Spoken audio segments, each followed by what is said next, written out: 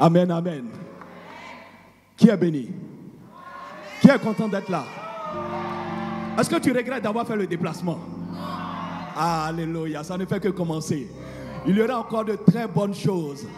Amen. Autant nous sommes nombreux ce soir, je veux qu'on garde le même rythme jusqu'au dimanche soir. Amen. Et le Seigneur va nous bénir davantage. Amen, amen. Notre maman s'est levée et puis toi tu es assis. Ce n'est pas possible. Amen.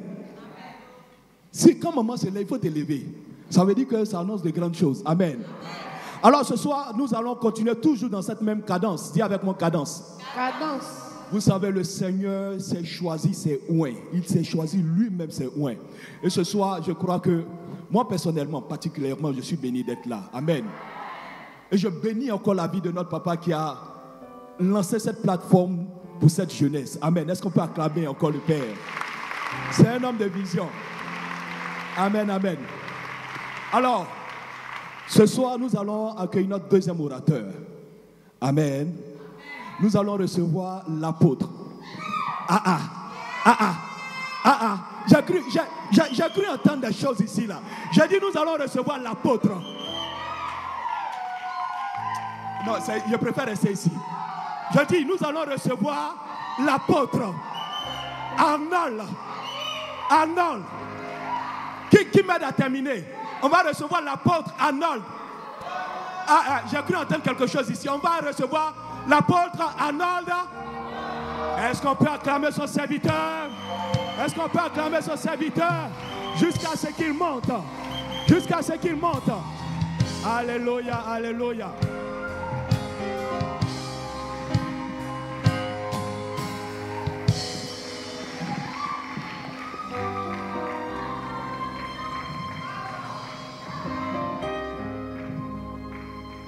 Alléluia. Est-ce qu'on peut acclamer le Seigneur plus fort que ça? Regarde ta façon d'acclamer. On dirait quelqu'un qui n'est pas heureux d'être là. Est-ce qu'on peut célébrer Jésus? Alléluia. Pendant que tu acclames, que Dieu te donne la victoire, que Dieu renouvelle ton zèle, que Dieu rallume ta flamme. Est-ce que tu peux me donner le meilleur de tes amen par des actes? Alléluia. Amen. Donnez-moi s'il vous plaît 1 minute, restons debout. Je voudrais commencer par, c'est impossible pour moi de commencer sans honorer Dieu pour la vie de notre papa. Moi je dis notre papa, je ne dis pas ça par respect, moi je dis ça parce que c'est mon papa aussi. Et moi je suis chez moi à la maison, dans la maison qui m'a vu grandir. Amen.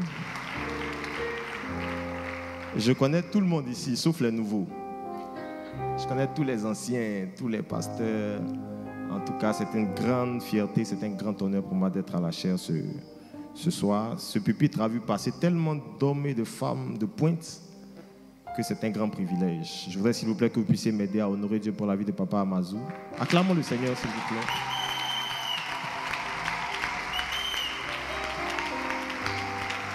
Regarde ta façon de célébrer un tel homme. Alléluia. Amen.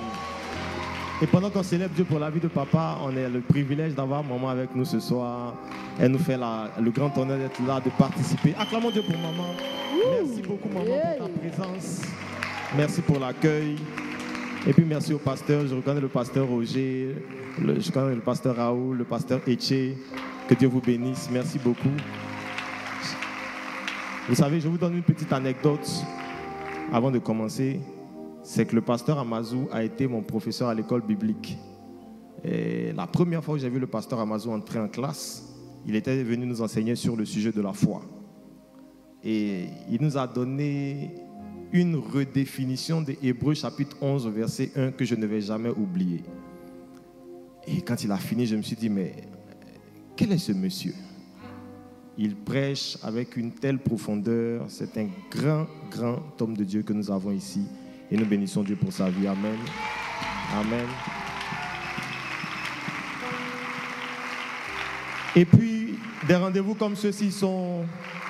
Vous savez, les rendez-vous sont importants en fonction parfois d'un espace est chargé en fonction de la qualité des hommes qui l'occupent. Et ce soir, on est avec nous, en plus de tous ceux qui sont déjà là, on est avec nous le pasteur Lords Est-ce qu'on peut acclamer très fort pour la vie de son serviteur? Merci. Un tel message en guise d'introduction, tu nous donnes du mal au niveau de la digestion. Merci beaucoup. Amen. Assieds-toi dans la présence de Dieu. Je voudrais, s'il vous plaît, partager avec vous le sous-thème que j'ai intitulé « Gagner les batailles invisibles ». Tu peux dire avec moi « Gagner les batailles invisibles ».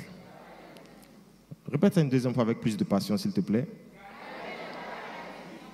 Vous savez, je crois que quand on vient à une conférence comme celle-ci, le Seigneur sait faire ses arrangements pour qu'on puisse parler de sorte à ce qu'en sortant d'ici, on soit tous équipés, restaurés, et que Dieu fasse avec nous ce qu'il veut faire. Je crois que moi également, j'avais besoin que Dieu conserve mon zèle. Vous savez, j'ai commencé à servir Dieu très jeune, et à un moment donné, la course est longue. Tu as besoin que Dieu te garde, que Dieu renouvelle le zèle de quelqu'un ce soir. Amen. Je voudrais commencer par vous donner quelques petites citations importantes. Oswald Smith dit ceci, il dit « Personne n'a le droit d'entendre l'évangile deux fois, tant qu'il y aura une seule personne qui ne l'a pas encore entendu une seule fois. » Le même Oswald Smith dit ceci, « Nous parlons du retour de Jésus alors que la moitié du monde environ n'a toujours pas entendu parler de sa première venue. » Et la dernière citation que je vais vous citer, c'est celle de Kate Green, pasteur américain, qui dit ceci, « Chaque génération de chrétiens est responsable de sa génération d'âmes sur la terre. » En d'autres termes, aucune autre génération ne viendra moissonner notre génération d'âmes à notre place. Dis à ton voisin, c'est notre responsabilité. Gloire à Dieu pour Kenneth Hagin, gloire à Dieu pour Heidi Nabala, gloire à Dieu pour Kakou Sévérin, gloire à Dieu pour tous ceux qui nous ont dévancés dans le champ. Mais touche quelqu'un à côté de toi, dis-lui, c'est notre responsabilité. Et quand on parle de... Je pense que Dieu nous aide à bien terminer, à bien commencer. Quand on parle de zèle, je me suis rendu compte, pasteur, que le zèle des chrétiens diminue à cause d'une chose importante. Il y a certainement d'autres raisons. Permettez-moi de commencer doucement. Tu es là? Claque le doigt comme ça, claque le doigt comme ça. On va arriver. Le zèle des chrétiens diminue et je pense qu'en général, on commence à manquer de zèle, de passion pour la chose qu'on fait quand on commence à manquer comment dire ça, à ne pas avoir un bon regard sur le calendrier. Tout le monde dit le calendrier. Et je crois que l'une des choses qui fait que les chrétiens manquent de zèle et se déconcentrent en chemin, c'est leur incapacité à lire clairement le calendrier de Dieu de façon prophétique. Vous savez, quand vous allez sur le chemin de l'école et que vous savez que vous n'avez que 10 minutes ou 5 minutes avant qu'on ne ferme le portail, vous pressez les pas. Dès l'instant où vous commencez à ne plus presser les pas, soit vous n'avez pas de montre pour savoir quelle heure il est, soit vous n'avez pas conscience que le portail va se fermer à 7 heures. Donc, en d'autres termes, l'empressement surnaturel qu'on appelle le zèle, qu'on met dans les choses de Dieu, vient du fait ou de notre capacité à lire l'horloge de Dieu et le calendrier dans l'époque dans laquelle nous sommes. Est-ce que je parle bien? Je voudrais 7 personnes pour m'aider. Est-ce que le protocole peut m'aider? 7 personnes. Je vais vous montrer une petite chose avant de commencer. Je vais vous illustrer quelque chose rapidement. 7 personnes, rapidement. Acclamons le Seigneur pour eux. Encourageons-les. Allons vite. 7. On peut être 7? Courez, courez, courez, courez. Comme tu cours là, c'est comme ça les richesses vont courir à toi. Regarde, malgré ça, il y a des gens qui sont assis. Hey, Jésus. Oh, tu peux me donner les feuilles là? J'ai des feuilles avec moi là. Tu as ça, Henri? Tu as ça? Voilà. Regardez, je vais vous montrer quelque chose. Dieu, de façon prophétique, pour expliquer son calendrier, il faut mettre ça en ordre. Non, il faut donner. C'est pour vous, c'est pas pour moi. Voilà. Chacun prend une feuille, je vais remettre ça en ordre. Prenez une feuille chacun, je remets ça en ordre rapidement. Hein? On va mettre ça en ordre. Et Dieu, quand il veut expliquer son calendrier de façon prophétique, il va donner à Israël, on commence par la Pâque. Le premier prend la Pâque, le deuxième les pains sans levain, le troisième prend les prémices, le quatrième prend la moisson, le cinquième prend les trompettes, le sixième les expiations, le dernier prend les tabernacles. C'est bon? C'est en ordre? Je ne vois pas, hein, donc aidez-moi. Hein? Trompette, expiation, tabernacle, pentecôte, prémices. Bon, les deux autres, on va croire en Dieu par la foi. C'est bon? regardez, quand Dieu veut expliquer son calendrier aux hommes, Dieu utilise un langage prophétique. Parmi tous les langages que Dieu a utilisés, il va utiliser le langage des fêtes d'Israël. Permettez-moi de commencer doucement. Et ce langage-là va permettre à Dieu d'expliquer quel est son calendrier, son agenda à partir de la naissance, de la mort et de la résurrection de Jésus, jusqu'à ce que lui revienne tabernacler ou habiter au milieu des hommes de façon éternelle. Ok? Donc, ce calendrier-là, Dieu va le donner à travers les différentes fêtes qu'il donne à Israël. Ce sont des fêtes agricoles. Si vous connaissez la vie et l'histoire d'Israël, vous allez voir que Israël, c'était une nation dont l'économie était fortement basée sur l'agriculture et sur l'élevage. Donc, c'est pour ça que vous allez voir Abraham avec des troupeaux et vous allez voir aussi beaucoup d'agriculture. Et toutes les fêtes dont on parle ici, en réalité, sont des fêtes agricoles. Soit des fêtes après les récoltes, quand on se reposait, après avoir récolté, etc. Et la première de ces fêtes, c'était la Pâque. La Pâque, en fait, certains l'appellent d'un autre nom. C'est souvent la fête des semailles. On utilise le mot Pâques, mais ça coïncide avec la fête des semailles. En d'autres termes, ça veut dire que c'est l'époque pour les Juifs, pour le peuple d'Israël, où ils semaient leurs graines dans leurs champs. Tout le monde dit les semailles. Après la fête de Pâques, arrivait ce qu'on appelait la fête des pains sans levain. La fête des pains sans levain intervenait environ quelques jours après la fête de Pâques, où on mangeait le pain et on le mangeait sans levain. Je vais vous expliquer les profondeurs de tout ça tout de suite. Après la fête des pains sans levain, intervenait la fête des prémices. Je pense que c'est le troisième. Et la fête des prémices, donc, c'était les premiers fruits de ce qu'on avait semé à la fête de Pâques, donc aux semailles. Vous êtes là? Ensuite arrivait ce qu'on appelait la fête des semaines ou la fête des moissons. Ok? Certaines versions plus récentes, donc le Nouveau Testament, appellent ça plutôt la fête de Pentecôte. Ok? Et dans la fête de Pentecôte, en réalité, c'est une fête agricole. Si vous lisez bien Actes des Apôtres, vous allez voir que Actes des Apôtres n'a pas inventé la Pentecôte. Actes des Apôtres a eu lieu à une Pentecôte. Ok? Ça veut dire que la fête existait déjà. La fête de Pentecôte, ce n'est pas la fête du Saint-Esprit. La fête de Pentecôte, pour un gars qui est né en Israël, c'était une fête où on récoltait ce qu'on avait, la grande moisson de ce qu'on avait semé. Vous êtes là, claque le doigt comme ça. Ok. Et après cette fête-là, donc, arrivait ce qu'on appelle la fête des trompettes. Après la fête des trompettes, arrivait la fête des expiations. Après la fête des expiations, arrivait ce qu'on appelle la fête des tabernacles. Tout le monde dit Amen. Et vous allez voir que dans le Nouveau Testament, donc, qui est la réalité que Dieu met sur l'ombre pour éclairer l'ombre de l'Ancien Testament, il va nous expliquer en fait qu'est-ce que ces fêtes-là signifient de façon claire. Je vais essayer d'aller vite pour qu'on puisse aller dans ce que je vais vous dire ce soir. Regardez, première chose donc, l'apôtre Paul va dire dans le livre aux Corinthiens, il dit Christ est notre Pâque. En d'autres termes, c'est pour ça que Jésus regarde ses disciples et il leur dit, il faut que je meure. Le grain de blé qui tombe en terre, s'il ne meurt, ne peut pas porter beaucoup de fruits. Jésus parlait en même temps de la fête des semailles, mais il parlait en même temps de sa propre mort. Parce que Jésus considérait sa propre mort comme une semence. J'ai dit quoi? Il considérait sa propre mort comme une semence. Il fallait qu'une semence de ce type soit semée pour qu'une semence du même type soit récoltée. Jésus donc dit en fait, si on veut récolter un grand nombre de fruits, il faut qu'on sème d'abord la première graine. Jésus donc va mourir comme la première graine qu'on sème à la Pâque.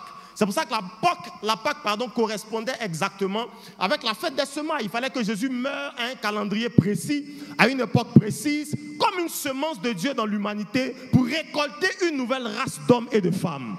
Est-ce que cette race est devant moi ce soir? Et après la mort et la résurrection de Jésus à la Pâque, Jésus, par sa mort et sa résurrection, va nous faire expérimenter la fête des pains sans levain. Sur le plan spirituel, cette fête représentait la capacité que Jésus seul, par sa mort et sa résurrection, peut donner à quelqu'un d'expérimenter une vie sans péché. Chez les Juifs, le levain était symbole du péché. Et donc, c'est impossible d'expérimenter une vie sans péché, sans l'expérience du péché, si la mort et la résurrection de Jésus n'ont pas été constatées d'abord. Vous êtes avec moi? Et donc, première chose, premier effet de la mort et de la résurrection de Jésus, c'est que ça nous donne de vivre une vie loin du péché, loin du levain. Et Jésus lui-même plus tard va dire ceci. Il dit, je suis mort comme les prémices de tous ceux qui doivent mourir et qui doivent revenir à la vie. Et plus loin, le livre de Romains va dire, si les prémices sont saines, alors la masse également qui vient derrière sera saine. Il y a un principe, tout le monde dit les prémices s'il vous plaît. Il y a un principe dans les prémices, c'est que la qualité de la prémisse détermine la qualité de la masse.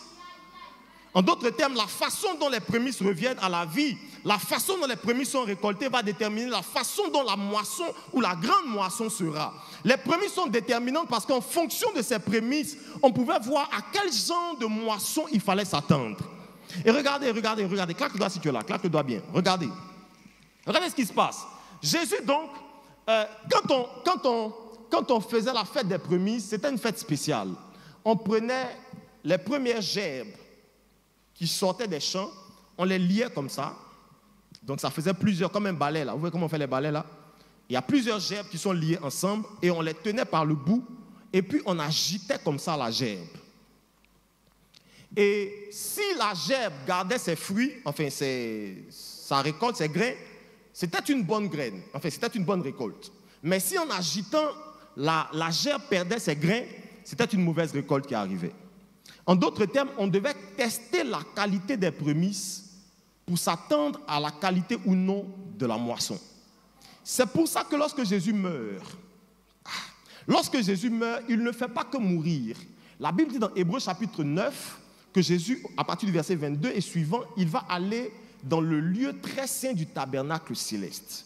On va donc faire ce qu'on faisait avec le sacrificateur à l'époque où il entrait, le souverain sacrificateur, à l'époque où lui aussi entrait dans le tabernacle terrestre. Quand le sacrificateur ou le souverain sacrificateur entrait dans le lieu très saint du tabernacle terrestre, on testait la qualité du sacrifice, mais on testait aussi la qualité de celui qui emmenait le sacrifice. C'est la raison pour laquelle la Bible dit, si le sacrifice n'était pas agréable, ou si celui qui portait le sacrifice n'était pas agréable, il mourrait dans le lieu très saint du tabernacle. Jésus donc, quand il va mourir, il va faire la même chose. Il va en tant que souverain sacrificateur éternel aller avec son sacrifice devant l'autel de Dieu, dans le lieu très saint du tabernacle céleste. La Bible déclare qu'il va présenter sa vie devant l'autel, pas un autel humain, mais un autel divin et céleste.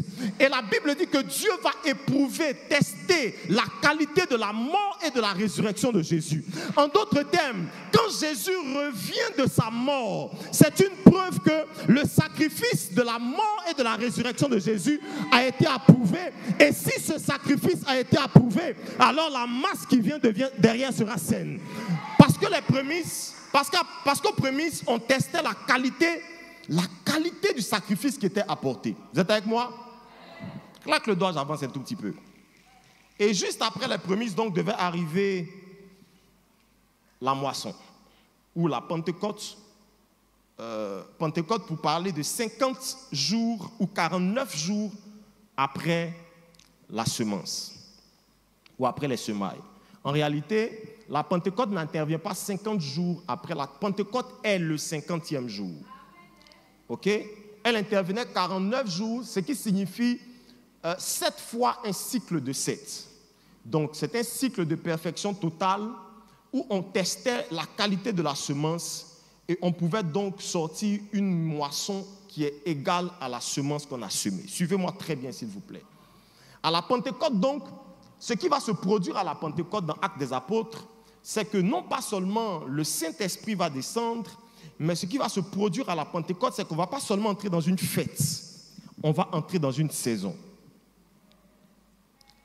Et la Pentecôte est une saison qui a commencé dès lors que la saison de l'Église s'est ouverte et qui va finir alors que la saison des trompettes va se fermer. C'est la raison pour laquelle, jusqu'aujourd'hui, en 2023, on est encore dans la fête de Pentecôte. C'est pour ça que je dis souvent à mon église que la Pentecôte, ce n'est pas un jour. La Pentecôte, c'est une saison. Et le problème qu'on a avec... Je m'attarde un tout petit peu ici. Bon, je reviens rapidement ici parce que là, je vais m'attarder un peu. Et juste après la Pentecôte ou après les moissons, vous allez voir qu'il arrive la fête des trompettes. On dit des trompettes. Tout le monde dit des trompettes. C'est au pluriel. Ça veut dire qu'il n'y a pas une seule trompette. C'est pour ça que dans Corinthiens, quand il parle, l'apôtre Paul dit au son de la dernière trompette, parce qu'il en aura d'autres avant. Et donc, l'église va être enlevée. Mais avant que l'église soit enlevée, il y aura d'autres événements parce que la trompette ne vient pas seulement que pour rassembler le peuple et le faire partir. La trompette aussi vient pour avertir, la trompette vient pour sonner la guerre, la trompette vient pour plusieurs autres raisons. Et vous allez voir que quand on est en train, quand on est en train de sortir de la saison de la moisson et d'aller vers la saison de la Pentecôte, vous entendez à cause la saison de trompette, à cause du son des trompettes, normalement dans la saison de la Pentecôte, on est censé entendre le bruit des trompettes. Parce que les deux saisons sont proches. C'est pour ça que Jésus a fait en sorte que, avant que la fin n'arrive, il y a des signes qui annoncent la fin et qu'on les entende même avant que la fin elle-même n'arrive. Ok? Et juste après la trompette arrivait ce qu'on appelle la fête des expiations. Les expiations, c'est le sacrifice par le sang. Logiquement, si Jésus est mort à la croix et que son sang nous a sanctifiés, logiquement, il ne devrait plus avoir de sacrifice de sang, n'est-ce pas? Mais pourquoi est-ce que le sacrifice de sang intervient? Parce qu'après la dernière trompette, l'église pour laquelle Jésus est mort aura été enlevée. Et la Bible dit ceci, le salut ne sera plus gratuit.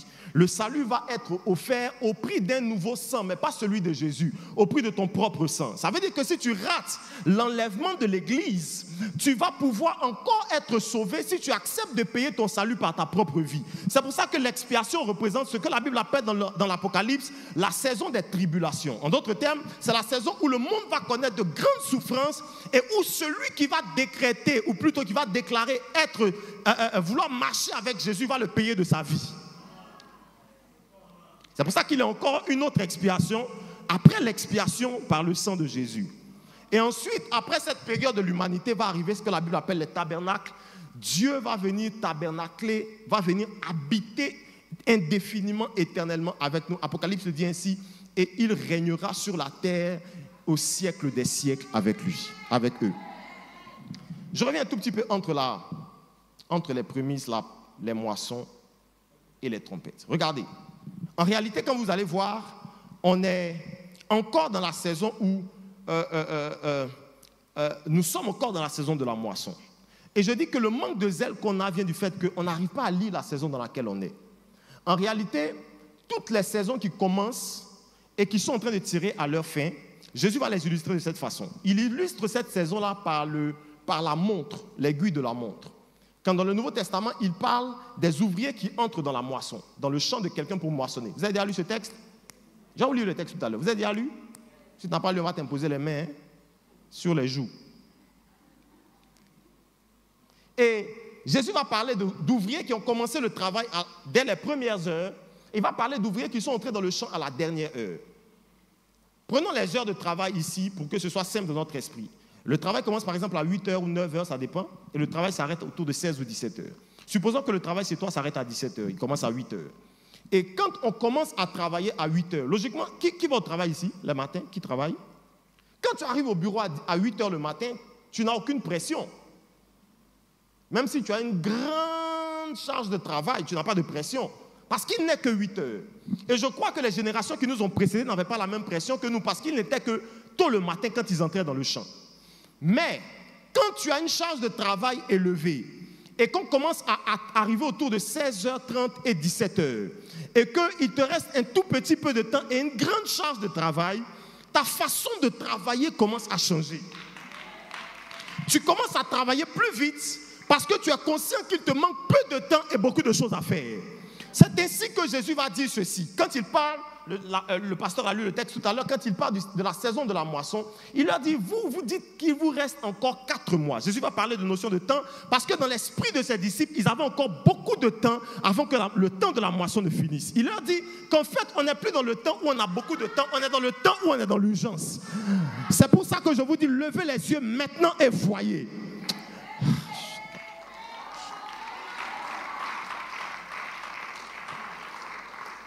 Et je crois qu'on manque de zèle parce qu'on n'est pas capable de lire correctement que le temps de la moisson est en train d'aller vers son terme. Et comme il a si bien dit tout à l'heure, le temps de la moisson, c'est le temps de la moisson des âmes prophétiquement. Ça veut dire que Jésus est mort, il est revenu à la vie. Et c'est par ce sacrifice que nous prêchons le salut aux âmes depuis la Pentecôte des disciples ou des apôtres jusqu'à ce que nous expérimentons le retour glorieux de Jésus sur la terre. Mais ce retour n'est pas loin. Ça veut dire que vous et moi, qui sommes de cette génération, qui seront certainement des suivantes, nous avons une responsabilité qui est différente. C'est de travailler non pas comme si nous avions le temps, mais c'est de travailler comme s'il ne nous reste plus beaucoup de temps à travailler. C'est pour ça que je crois que le thème que nous partageons est très, très, très important. Très important. Dis à ton voisin, très important. Je crois que, vous savez pourquoi est-ce que dans le monde naturel, vous pouvez vous asseoir, on peut acclamer le Seigneur pour eux? Merci les gars. Vous savez pourquoi est-ce que dans le monde naturel, les technologies avancent à une vitesse comme jamais avant elles n'ont avancé? Parce que même le diable sait qu'il lui reste peu de temps. Même le diable sait qu'il lui reste peu de temps et beaucoup de gens à détruire. Et donc, écoutez-moi s'il vous plaît, une technologie n'a pas de valeur si elle ne te donne pas de la vitesse, elle ne te permet pas d'atteindre un objectif plus grand, plus rapidement. Ça veut dire quoi? Avant, on était obligé d'écrire une lettre. Si tu veux emmener un message à quelqu'un, tu écris une lettre, tu mets la lettre dans un bateau ou dans un avion, et puis tu attends dans un bateau parfois, et tu attends les 2 semaines. Moi, il m'est arrivé quand j'étais plus jeune de correspondre avec des gens qui étaient en Europe, et puis parfois tu mets ta lettre, ça fait 2 semaines, ça arrive, et la personne, le correspondant répond, ça fait 2 semaines. À qui a vécu ça? Je ne suis pas si vieux que ça, les gars.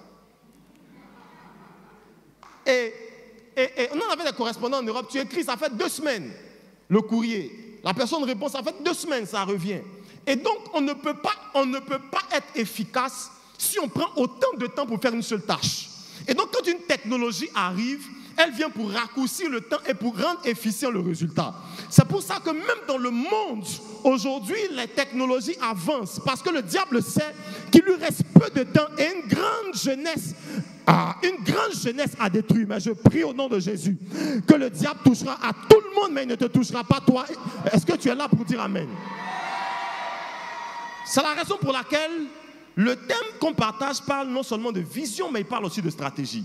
En d'autres termes, je crois, et je fais partie de ceux qui le croient et qui le prêchent. Je crois que pour gagner les âmes aujourd'hui, Dieu doit nous donner de la vitesse et de l'efficience avec non pas seulement le zèle, la force, aller sortir dans la rue pour crier, mais avec aussi la science de la stratégie pour gagner le plus grand nombre avec une... Mets la main droite sur la tête, dis Seigneur, donne-moi l'intelligence de la stratégie. Assieds-toi 2 minutes, j'arrive. Assieds-toi 2 minutes, j'arrive. Parce que même la pêche est devenue industrielle. Même la technologie pour pêcher des poissons est avancée aujourd'hui. Ok? Parce qu'on peut pêcher avec un filet, comme les disciples de Jésus le faisaient. Et puis le filet se rompt, on n'arrive pas à remonter le filet dans la barque. Mais on peut pêcher avec une technologie plus avancée, avec des moyens plus solides et plus conséquents pour être sûr d'en prendre un plus grand nombre. Et je crois que nous sommes entrés, à cause de l'heure dans laquelle nous sommes entrés dans la saison où Dieu va nous donner la technologie pour pêcher un plus grand nombre de poissons. Est-ce que quelqu'un est là pour dire amen? J'avance un tout petit peu, regardez-moi. Je vais vous lire un texte rapidement et on va aller dans ce que j'ai à vous dire. Jean chapitre 4, verset 31. Pendant ce temps, les disciples le pressaient de manger, disant « Rabbi, mange ». Mais il leur dit « J'ai à manger une nourriture que vous ne connaissez pas ». Les disciples se disaient donc les uns aux autres « Quelqu'un aurait-il apporté à manger ?» Jésus leur dit « Ma nourriture est de faire la volonté de celui qui m'a envoyé et d'accomplir son œuvre. Ne dites-vous pas qu'il y a encore 4 mois jusqu'à la moisson ? Voici, je vous dis, tout le monde dit levez les yeux et regardez les champs qui blanchissent pour la moisson. Verset 36, celui qui moissonne reçoit un salaire et amasse des fruits pour la vie éternelle, afin que celui qui sème et celui qui moissonne, etc., etc. Lisons ensemble encore rapidement Matthieu chapitre 13. Je vais vous lire tous les versets, comme ça je vais pouvoir couler pour aller vers la fin. Matthieu 13, verset 28. La Bible dit, il leur dit, c'est un ennemi qui a fait cela. On parle de la parabole de l'ivraie dans le champ. Et les serviteurs lui dirent, veux-tu que nous allions l'arracher? Veux-tu que nous allions arracher l'ivraie? Non, dit-il, de peur qu'en arrachant l'ivraie, vous ne déracinez en même temps le blé. Là, on est dans le contexte d'un champ dans lequel il faut moissonner le blé, mais dans lequel en même temps il y a de l'ivraie. Ok? Il dit donc ceci, laissez croître ensemble l'un et l'autre jusqu'à la moisson. Et à l'époque de la moisson, je dirais aux moissonneurs, arrachez d'abord l'ivraie, liez-le en gerbe pour la brûler et amassez ensuite le blé dans mon grenier. Amassez ensuite le blé dans mon grenier. Dernier texte que je vous propose, c'est le texte qui est dans le livre de Matthieu chapitre 9, le verset 35. C'est le dernier texte. Jésus parcourait toutes les villes et les villages, enseignant dans les synagogues, prêchant la bonne nouvelle du royaume, guérissant toute maladie et toute infirmité. Voyant la foule, il fut ému de compassion pour elle, parce qu'elle était languissante et abattue, comme des brebis qui n'ont point de berger. Il dit alors à ses disciples, la moisson est grande, il y a peu d'ouvriers. Priez donc le maître de la moisson. Tout le monde répète avec moi, priez le maître de la moisson. D'envoyer des ouvriers dans sa moisson, parole du Seigneur. Écoutez-moi bien. Quand vous prenez le dernier texte qu'on lit, et quand vous repartez depuis le premier, vous allez voir que Jésus va faire 2 ou 3 choses qui sont dans ces différents textes, sur lesquels je vais attirer votre attention en guise d'introduction ce soir. Regardez, Jésus premièrement dit, vous dites que la moisson arrive dans 4 mois. Moi je vous dis qu'elle est déjà là. Faites quelque chose, levez les yeux et regardez. Tout le monde dit levez les yeux. Parce que le premier élément de la moisson, ce n'est pas sortir gagner des âmes. Le premier élément de la moisson, c'est la perspective. Écoutez-moi s'il vous plaît. Avant de commencer à gagner des âmes, il faut t'assurer que tu regardes dans la bonne direction. Le problème de nos églises, c'est que parfois on veut gagner des âmes juste en pensant à la salle de notre église. On veut gagner des âmes en pensant à la taille de notre communauté. Écoutez-moi bien, le monde est plus grand que ton église. Le problème de la moisson parfois, c'est d'abord un problème de perspective. C'est quand tu lèves les yeux, tu vois quoi? Et il leur dit en fait, ne regardez pas en bas. En d'autres termes, ne regardez pas juste devant vous, regardez loin. Regarder loin veut dire la perspective qui conduit l'évangélisation et le gain des âmes, c'est la perspective du royaume. Quand vous avez la perspective du royaume, vous commencez à voir le monde à moissonner et non pas seulement les portes de vos voisins ici à taper. Vous êtes d'accord avec moi? Donc, première chose que Jésus essaie de rectifier, c'est la perspective. Tout le monde dit la perspective. Maintenant, demande à ton voisin, quand tu parles de gagner des âmes, tu vois quoi? Le problème, c'est que quand nos communautés, nos églises locales parlent de gagner des âmes, elles voient juste les voisins, elles voient juste le voisinage, elles voient juste le quartier, elles voient juste la commune. Mais la perspective de commune empêche ce que Dieu veut faire vraiment et le mouvement que Dieu veut vraiment mener dans l'église. Tout le monde dit c'est la perspective. Ok. Deuxième chose qu'il leur dit dans le texte, il leur dit levez les yeux, voyez. Et ensuite il leur dit regardez les champs qui blanchissent déjà pour la moisson. Il ne leur dit pas regardez votre champ qui blanchissent, il dit regardez les champs. En d'autres termes, qui t'a interdit de moissonner dans un champ qui est plus loin que ton église? Qui t'a interdit de moissonner dans un champ que tu vois beaucoup plus loin qu'ici? Ça veut dire que Jésus n'a pas de limite en termes de perspective. Jésus veut qu'on moissonne là où il est encore possible de moissonner. Écoutez-moi s'il vous plaît. Et ce qui empêche parfois certaines églises dans le mouvement d'évangélisation, je dis empêche, pas parce que ça empêche de commencer, mais parfois ça empêche d'aller jusqu'au bout. Parce que si on commence à évangéliser et qu'on se rend compte que notre salle d'église est pleine, pour nous on a fini le travail.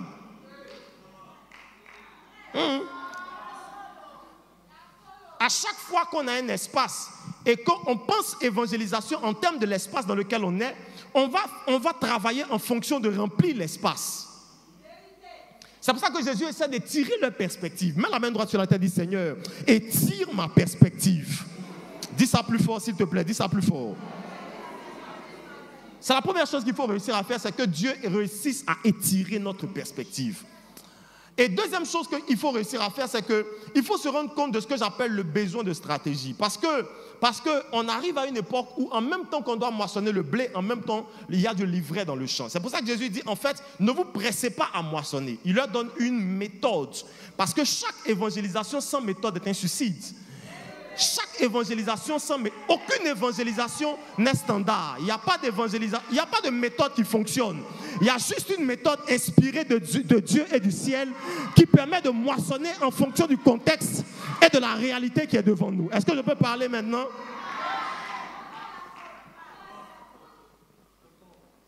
Sinon, on veut tous que le blé soit arraché, que l'ivraie soit laissée. Mais il leur dit non, faites attention. Attendez le temps de la moisson. Ça veut dire que parfois la meilleure façon d'évangéliser, c'est parfois d'attendre. Parfois, la meilleure façon d'évangéliser, ça peut être d'attendre. Comment est-ce qu'on peut dire à une jeunesse qui est zélée pour aller gagner des âmes, comment est-ce qu'on peut lui dire d'attendre? Imaginez leur empressement pour déraciner l'ivraie et pour récolter le blé. Jésus leur dit, attendez un tout petit peu que la saison de la moisson arrive. J'ai envie de dire à quelqu'un ce soir, je connais ton zèle, je connais ta flamme, mais attends l'instruction de Dieu et de son esprit. Il va te faire moissonner plus que tu ne peux moissonner avec ton intelligence. J'ai parlé ou je n'ai pas parlé? Dis amen si je parle. Parce que deuxième chose dont on a besoin de perspective, mais on a aussi besoin on a aussi besoin de vision et de stratégie. On a clairement besoin de vision et de stratégie. Regardez s'il vous plaît. Regardez s'il vous plaît. Quand on comprend ça, on va se rendre compte qu'on va relire plus calmement le livre de Matthieu chapitre 9. Dans Matthieu chapitre 9, Jésus n'a pas dit allez chercher des ouvriers pour évangéliser ou pour moissonner. D'ailleurs, il leur parle de, je vais vous en parler demain peut-être. Il leur dit, priez le maître de la moisson qu'il envoie des ouvriers dans la moisson. Est-ce que Jésus a dit que ces ouvriers-là vont moissonner? Parce que nous, ce qu'on fait parfois, c'est qu'on pense que quand on prie pour que Dieu envoie des ouvriers dans la moisson, nous, dans notre esprit, on pense que Dieu envoie beaucoup de gens qui vont sortir aller sur le terrain pour évangéliser. Jésus n'a jamais dit ça. Jésus a dit, priez le maître de la moisson qu'il envoie des ouvriers, tout le monde dit des ouvriers, dans la moisson. Et les ouvriers de la moisson, ce n'est pas seulement des gens qui sortent pour aller moissonner. Les ouvriers de la moisson, c'est aussi ceux qui restent à l'intérieur de la maison pour prier pour que la moisson soit moissonnable. Les ouvriers de la moisson, c'est aussi ceux qui ne vont jamais aller sur le terrain de l'évangélisation, mais qui vont apporter de l'argent pour que les financements de l'évangélisation soient possibles. Donc quand Jésus parle d'ouvriers dans la moisson, il n'est pas en train de parler uniquement de gens qui vont aller sur le terrain de l'évangélisation. Il parle de tous les ouvriers qui vont faire en sorte qu'on puisse moissonner la moisson. Et l'erreur qu'on a tous fait à un moment de notre vie chrétienne ou de notre ministère, c'est de croire que les ouvriers de la moisson, c'est ceux qui prennent l'évangélisation, les tracts, les flyers, les bibles et qui sortent au carrefour pour aller parler. Regarde, je crois que dans notre génération, il y a trop de gens dehors, il y a trop peu de gens dedans.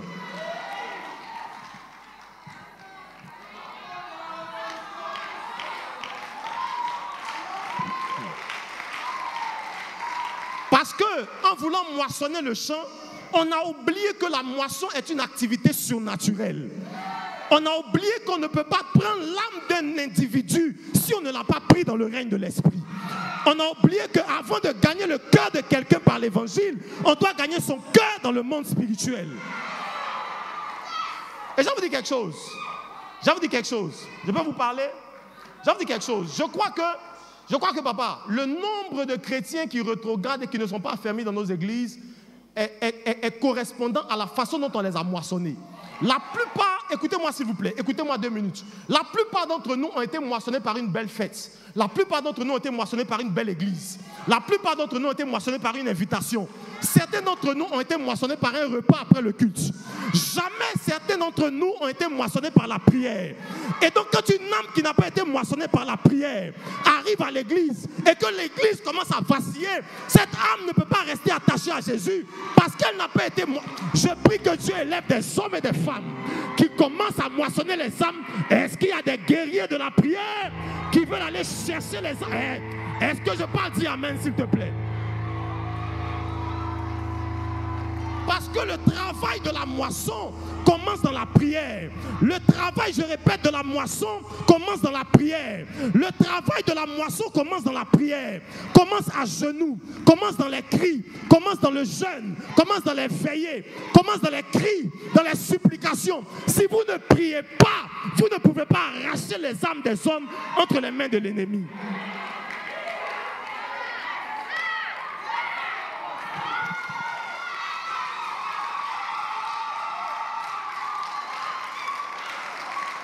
Écoutez-moi, parce qu'il n'y a que pour nous chrétiens que gagner les âmes est une activité d'église. Pour le diable, gagner les âmes est une guerre. Quand le diable voit arriver des gens dans la rue en train de crier « Jésus t'aime », tu deviens automatiquement une cible parce qu'il te considère comme quelqu'un qui vient lui arracher des pieds. Et tu ne peux pas blaguer avec le fait de sortir aller annoncer l'évangile parce que le diable, dès lors que tu te mets sur le terrain de l'évangélisation, il te considère comme une cible. Regardez. Avant que je me convertisse, nous on était plus jeunes et dans le quartier dans lequel j'habitais, il y avait des jeunes frères, enfin des grands frères du quartier qui s'étaient donnés à Jésus avant nous. Et puis, ils étaient tellement zélés, je me rappelle, tellement zélés. Je vais dire leur nom, mais bon, comme on ne sait jamais dans la vie. Et ils étaient toujours dans la rue en train de prêcher. Ils prêchaient dans la rue, ils prêchaient le matin, aux arrêts de bus, ils prêchaient le soir. Au bout de 6 mois, l'un d'entre eux est devenu fou. Le deuxième est retourné dans la drogue. Aujourd'hui, je parle, l'un d'entre eux est décédé. Il est décédé d'overdose. Des gens qui ont évangélisé le quartier la nuit, le matin. Écoutez-moi s'il vous plaît. Je dis souvent aux gens que Jésus n'est pas bête. Le ministère d'évangéliste ou le travail, parce que Paul dit à l'apôtre, il dit à Timothée, il dit fais l'œuvre d'un évangéliste. Timothée, je crois, n'était pas forcément évangéliste. On peut faire l'œuvre d'un évangéliste sans être évangéliste.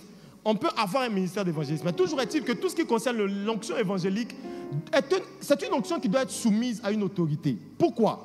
Parce que les évangélistes sont comme, que ce soit évangélistes qu'on ramène dans la rue, que ce soit évangélistes de ministère, ils sont comme des soldats que vous envoyez en guerre. Vous n'avez pas le droit d'envoyer des soldats en guerre sans l'instruction d'un général, sans une consigne de guerre. Le problème, regardez le nombre de frères et de sœurs que vous voyez au carrefour, que personne n'a envoyé. Regardez le nombre de frères et de sœurs qui tapent aux portes des gens et qui pensent que évangéliser, c'est dire à quelqu'un Jésus t'aime. Évangéliser, il y a une bataille à gagner en amont. La bataille qu'on gagne en amont, c'est cette bataille-là qui permet d'ouvrir les portes et qui nous défense parce que Jésus appelle les anges moissonneurs. Écoutez-moi bien s'il vous plaît. Moissonner une âme n'est pas le travail des hommes. Moissonner une âme, c'est le travail des anges.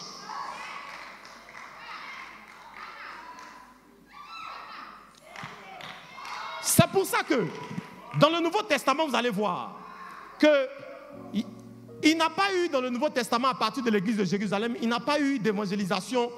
Il n'a pas eu d'évangélisation orchestrée. Il a eu une évangélisation provoquée par la persécution.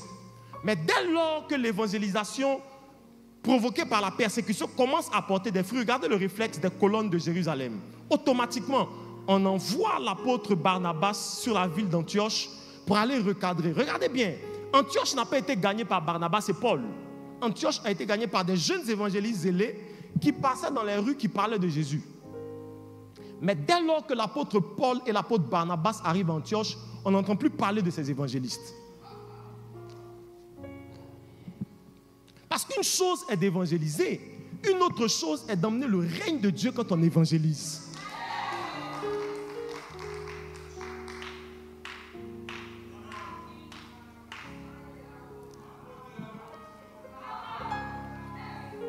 J'étais allé au Gabon il y a quelques mois, je suis allé à Libreville et par l'intermédiaire d'un ami, j'ai rencontré un des pères du réveil évangélique au Gabon qui s'appelle l'archevêque Jean-Daniel Obam.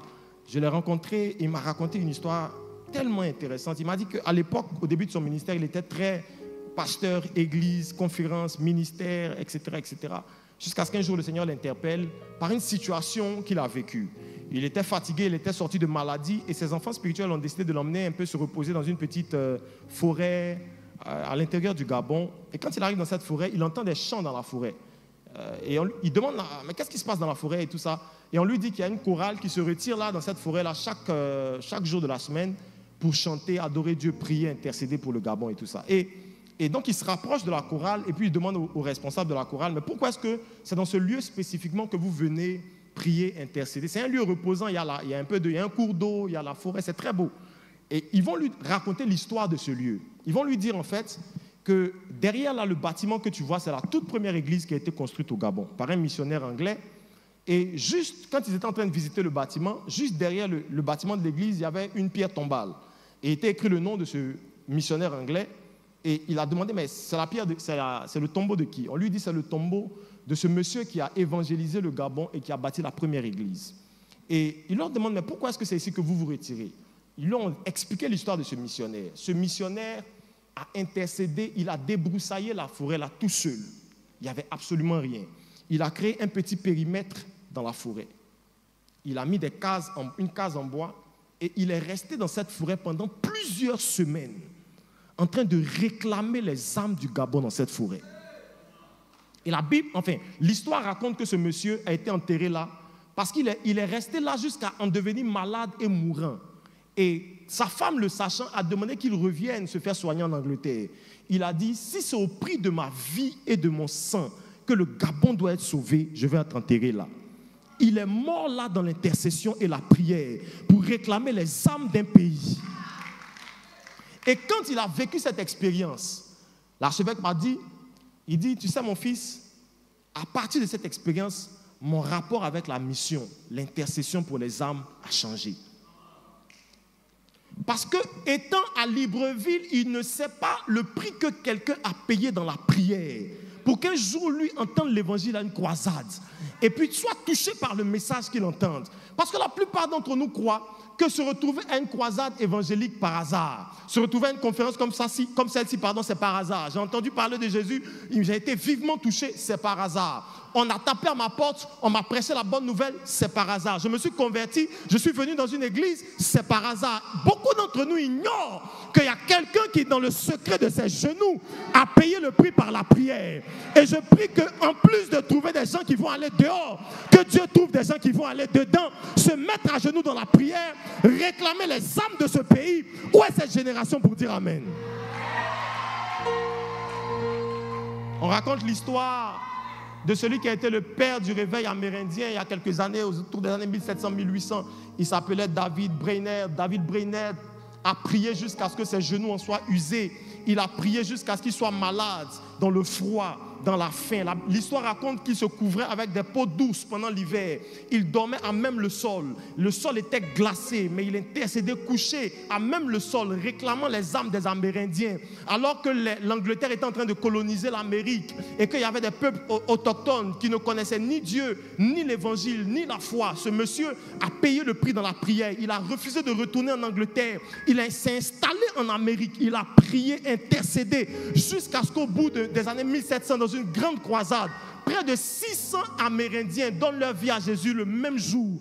Des jeunes hommes de plus de 5 ou de 6 ans, des vieillards, des alcooliques, des drogués sont venus. Ils ont donné leur vie à Jésus de façon radicale. Et il a ouvert la première église composée d'Amérindiens. Pourquoi? Pas parce qu'il évangélisait bien et beaucoup, parce qu'il a beaucoup prié et qu'il a réclamé leur âme dans la prière.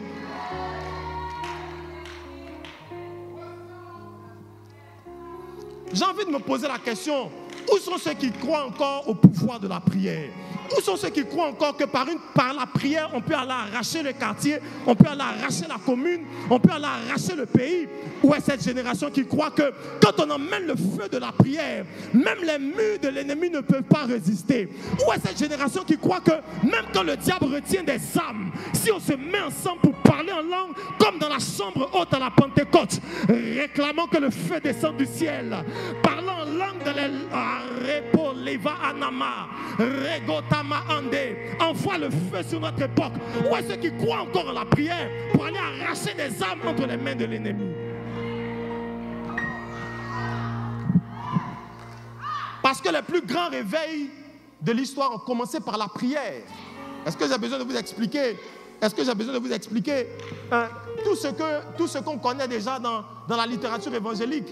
Comme le réveil d'Azusa Street qui a commencé dans la chambre d'un certain évangéliste. Le feu de la prière les a embrasés sur une petite rue, dans une petite pièce. Ils se sont dit en eux-mêmes, nous n'allons pas laisser ce pays rester comme il est. Et c'est dans la prière qu'ils ont enfanté un grand réveil. Écoutez-moi s'il vous plaît.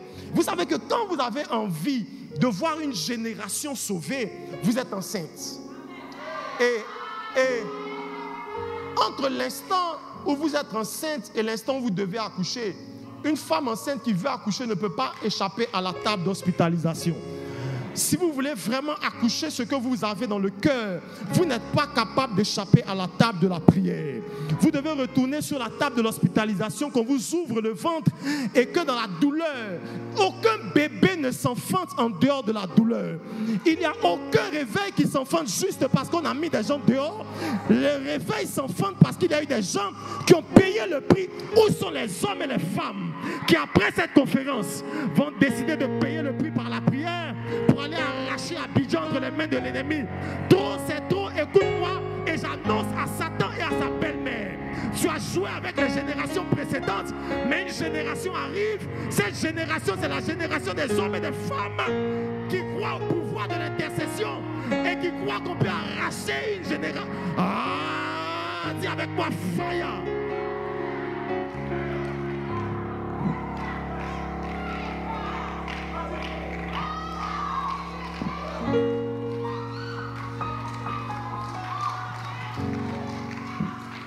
L'armée du salut est née des prières de Charles Finney. À genoux, il a réclamé que dans sa génération, Dieu ne passe pas en les traversant. et que Dieu les utilise pour gagner leur continent et leur époque. Il s'est mis à genoux, il a cherché Dieu.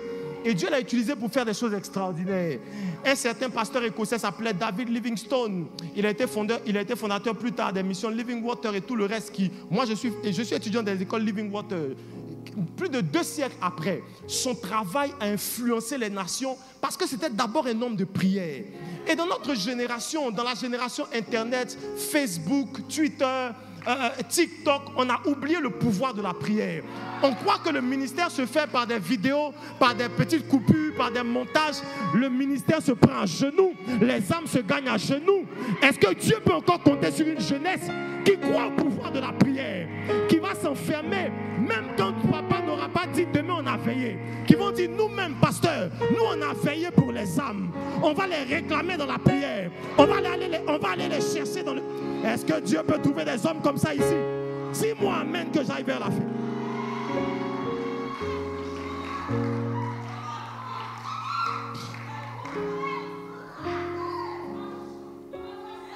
Parce qu'aucun grand réveil ne s'enfonce sans la prière. Quand vous priez, vous faites quelque chose, et je termine. Quand vous priez, vous faites des choses importantes. Quand vous priez, vous libérez le territoire. Regardez s'il vous plaît. La Bible dit le monde entier est sous la puissance du malin. Quel que soit l'espace que vous souhaitez occuper, quelqu'un l'occupe déjà. Quel que soit l'espace que vous voulez envahir, quelqu'un l'a déjà envahi.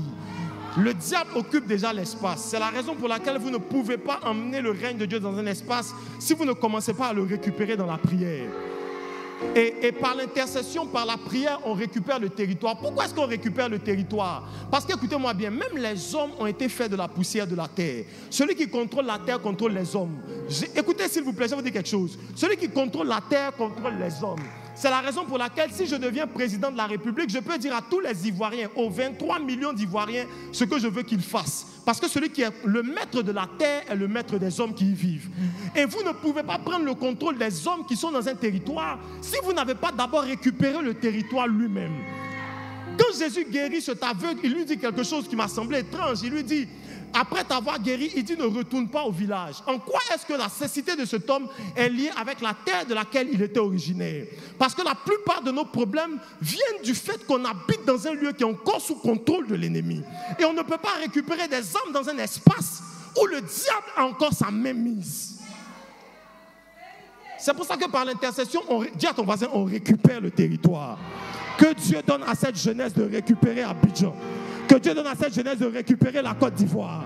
Que Dieu donne à notre jeunesse de récupérer. Dis à ton voisin, on récupère les territoires. Deuxième chose qu'on fait quand on prie, c'est qu'on renverse les systèmes qui contrôlent les âmes. Parce qu'en fait, laissez-moi vous dire quelque chose qui va peut-être vous choquer. Les âmes ne sont pas retenues par le diable. Le diable a été vaincu à la croix. Est-ce qu'on peut prêcher mieux que prêcher Jésus? Jésus est mort, il est revenu à la vie et son sacrifice est parfait, il est ultime. On croit en la mort parfaite, en la vie parfaite, en la mort parfaite et en la résurrection parfaite de Jésus. Le diable ne peut pas soutenir devant cette œuvre. Cette œuvre est parfaite. Elle n'a pas d'égal, elle n'a pas de semblable. Ce n'est pas le péché qui retient les gens dans le monde. Ce sont les systèmes des nations qui retiennent les gens dans le monde. Ce qui fait que les Arabes et tout le monde arabe et tout ce qu'on appelle en missiologie, la fenêtre 10-40 est la zone la moins évangélisée du monde. Ce n'est pas le péché. Ce n'est pas que là-bas on pêche plus que chez nous. C'est que le système de ces nations est plus rigide. Et quand le système devient rigide, il enferme les hommes. Et donc, ce qui retient ta famille, ce qui retient les baoulés, ce qui retient les guérés, ce qui retient les malinqués, ce n'est pas le péché. On ne pêche pas plus chez les musulmans ou chez les nordistes qu'on ne pêche chez les sudistes. Ce qui retient une certaine catégorie et qui fait qu'on relâche d'autres, ce sont les systèmes qui contrôlent les territoires dans lesquels ils vivent. Les hommes sont contrôlés par leur système. Quand on prie, on casse l'influence des systèmes qui contrôlent les hommes. C'est pour ça que c'est impossible de récupérer des âmes pour lesquelles on n'a pas intercédé. Regardez l'apôtre Paul, quand il arrive dans la ville d'Éphèse. Il veut qu'un grand réveil se produise à Éphèse, mais il va d'abord commencer par casser le système, à Philippe. Qu'est-ce que je raconte? Actes des Apôtres, chapitre 16. Lorsqu'il arrive à Philippe, il veut qu'un grand réveil arrive à Philippe. Ce chapitre va se terminer par la prison de Philippe, où il va, avec Silas, ils vont chanter et prier. Les les fondations de la prison vont trembler, le geôlier va les libérer, et puis ils vont aller dans la maison du geôlier, ils vont ouvrir leur cellule de prière, et plus loin, la Bible dit que vous allez voir que toute la ville a fini par être gagnée, au point où il existe dans nos Bibles une lettre écrite à l'église de Philippe, aux Philippiens. Une ville qui n'avait pas de conversion, une ville qui n'avait pas d'église. D'où est-ce que c'est parti? L'apôtre Paul arrive à Philippe, et lorsqu'il arrive dans Acte 16, dans la ville de Philippe, la Bible dit qu'ils vont tomber sur une femme après plusieurs jours. L'apôtre Paul et son équipe cherchaient une faille dans l'atmosphère. Après plusieurs jours, il rencontre une dame qui lui dit ceci. Elle dit en criant derrière eux depuis plusieurs jours, ces hommes sont des serviteurs de Dieu, écoutez-les. Quand il se retourne, il voit dans cette femme-là qu'elle avait un esprit de python, mais non pas seulement un esprit de python, que l'esprit de python de cette femme contrôlait toute la ville. Comment je sais ça? Comment je sais que l'apôtre Paul discerne que l'esprit de python de cette femme contrôlait toute la ville? Regardez sa réaction. Il chasse l'esprit de cette femme. Et comment, à cause d'un esprit chassé, non seulement les prêteurs, mais ensuite la Bible dit que toutes les autorités de la ville se sont liguées contre Paul et son camarade. Comment est-ce, à cause d'un esprit chassé, le gouverneur de la ville peut demander qu'on sorte Paul de la prison supérieure pour l'enfermer dans ce qu'on appelle en anglais the basement, la prison inférieure? Parce que, en fait, le fait d'avoir délivré cette femme de cet esprit de python, c'était un commerce qui contrôlait toute la ville que l'apôtre Paul venait de casser. Parce qu'en fait, les autorités de la ville, à commencer par le premier magistrat, utilisaient le don de cette femme pour escroquer et pour garder cette ville dans la pauvreté. Et donc on utilisait son don pour la voyance pour escroquer de l'argent aux gens. Et donc quand on délivre cette femme, il ne fait pas juste que chasser un démon, il vient de casser un système qui contrôle toute la ville. Et la conséquence de ça, c'est que les autorités de la ville vont demander à ce qu'on le sorte de la prison inférieure, enfin supérieure, qu'on le mette dans la prison inférieure. Et la Bible dit dans la prison, I love it, dans la prison inférieure, la Bible dit que tard dans la nuit, alors qu'il n'y a plus d'espoir de s'en sortir, lui et son ami Silas vont commencer à chanter les louanges de Dieu dans la prison. Parce qu'en fait, ils ne chantaient pas par dépit, ils ne chantaient pas par esprit de découragement, ils chantaient une victoire qu'ils venaient de célébrer. Lorsqu'ils ont chassé le démon de cette femme, ils savaient que puisque le démon qui était en train de contrôler la cité avait été chassé, la ville n'allait pas tarder à tomber entre les mains de alors ils célèbrent Dieu pour la victoire à venir, parce qu'ils savent que dans pas longtemps, dans quelques heures, cette ville va passer entre les mains de Jésus, parce qu'on a délivré de son influence et du système qui la contrôle.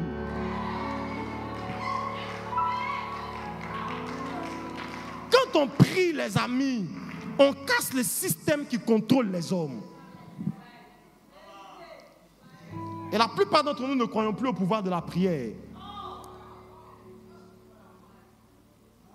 Quand on prie, on gagne une âme spirituellement. Parce qu'une âme, ce n'est pas un corps. L'apôtre Paul dit ceci: que Dieu vous sanctifie votre être tout entier, esprit, l'âme et le corps. Vous pouvez gagner l'âme et le corps de quelqu'un si vous ne gagnez pas, récupérez pas son esprit avant d'avoir son âme. Il aura dans sa vie chrétienne des troubles et des combats entre l'esprit et le corps. Et on a beaucoup de chrétiens qui ont des troubles. Leur esprit est encore réclamé quelque part et leur corps est arrivé à l'église. Parce que jamais on ne t'a réclamé dans l'esprit. Je fais partie des gens qu'on a réclamés dans la prière. Qu'on te réclame dans la prière, même quand tu veux sortir de la foi, ton esprit ne peut pas sortir. Je prie au nom de Jésus que Dieu t'aide à aller prendre des âmes dans la prière. Ah, tu m'as dit amen, j'avance. Même quand je veux rétrograder, mon esprit ne peut pas, il est déjà sorti de là-bas.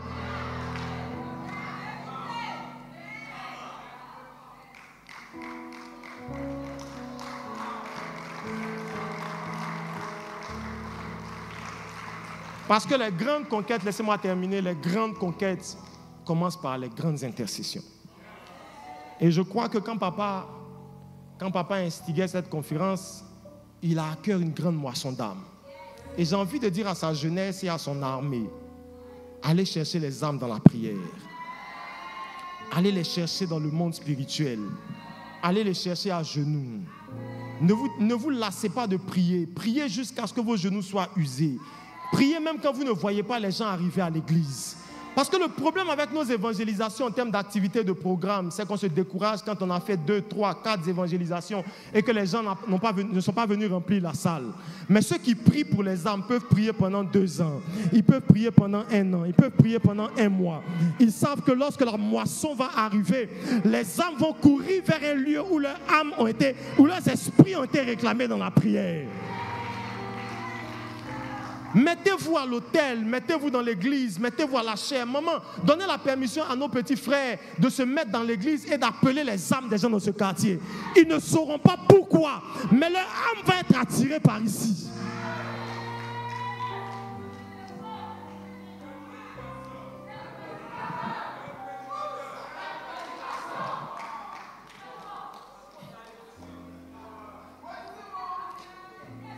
Parce qu'on doit réapprendre le pouvoir de la prière. Et je voudrais, s'il vous plaît, ne pas faire beaucoup de discours. Certains sont déjà debout, mettons-nous debout. On va prier pendant 5 minutes. On aurait pu faire une veillée, hein? Mais on va faire 5 minutes de prière. Et je voudrais que tu prennes la main d'un partenaire de prière ce soir.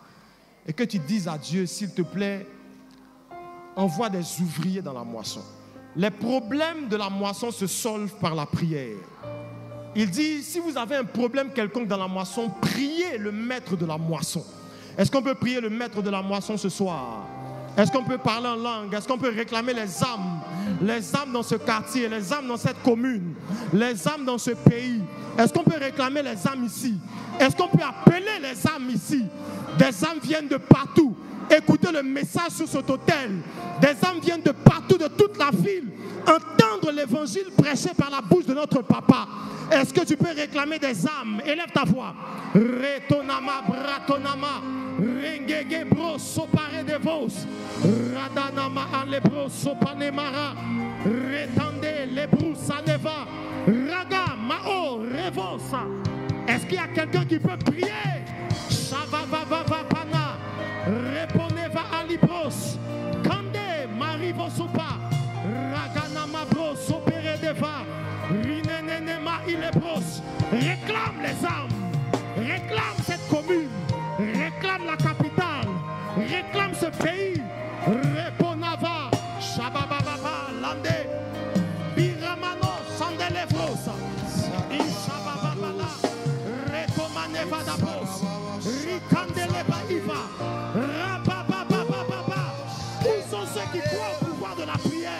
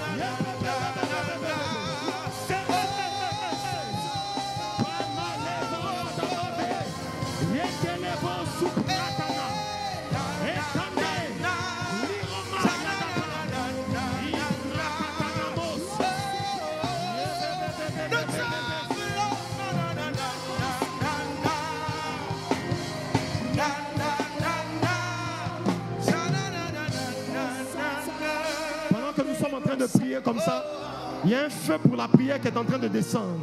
Dieu est en train de renouveler la flamme pour la prière. Et il y a une onction fraîche qui est en train de tomber sur quelqu'un. Dieu me dit, il restaure ton ministère et ton appel à l'intercession. Il restaure ton appel et ton ministère à l'intercession des âmes. Dieu ramène quelqu'un dans le lieu de la prière. Dieu ramène quelqu'un à la chambre haute. Dieu ramène quelqu'un à l'amour de l'intercession et de la prière. Repaladamanava, ilababro sukelema ande, librosa palamaya, lelelelele bayada bosa, radanamayande lebosa.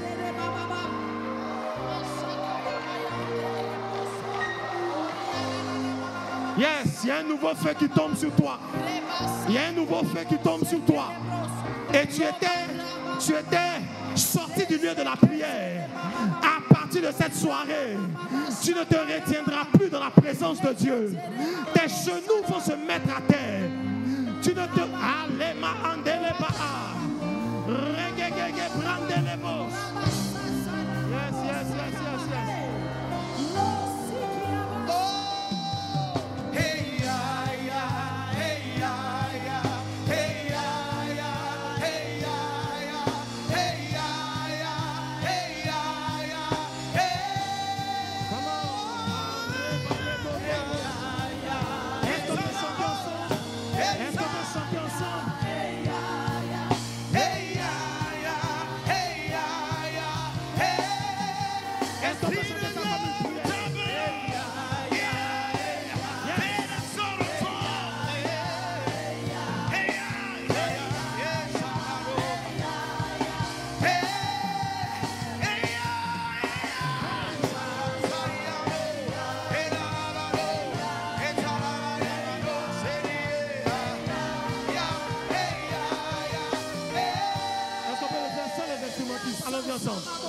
Sans les instrumentistes. Allons-y, on peut chanter ensemble. Est-ce qu'on peut chanter ensemble sans les instrumentistes? Tous ensemble. Merci Saint-Esprit. 2. Merci. On peut chanter ça tous ensemble. Envoie sur nous un nouveau feu, Père. Envoie sur nous un nouveau feu, Père. Un nouveau feu pour la prière. Un nouveau feu pour l'intercession des âmes. Chante plus fort que ça. Plus fort que ça.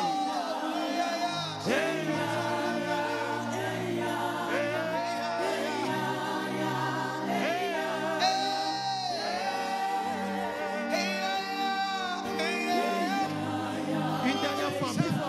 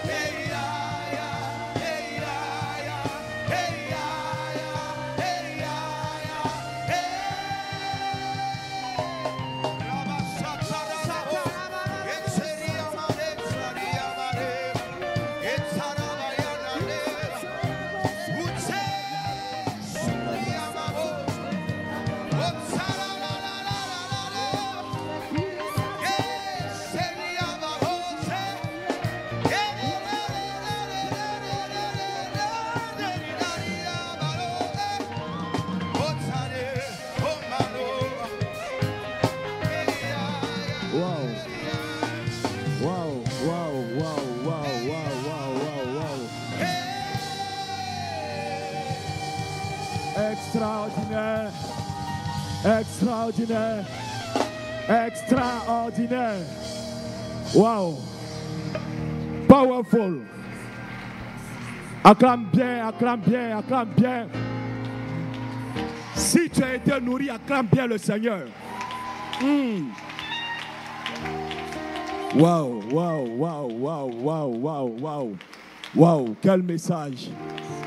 Quel message, quel message, quel message. Extraordinaire. Extraordinaire. Seigneur, merci. Seigneur, merci. Seigneur, merci. Est-ce qu'on peut se rasseoir dans la présence de notre Dieu?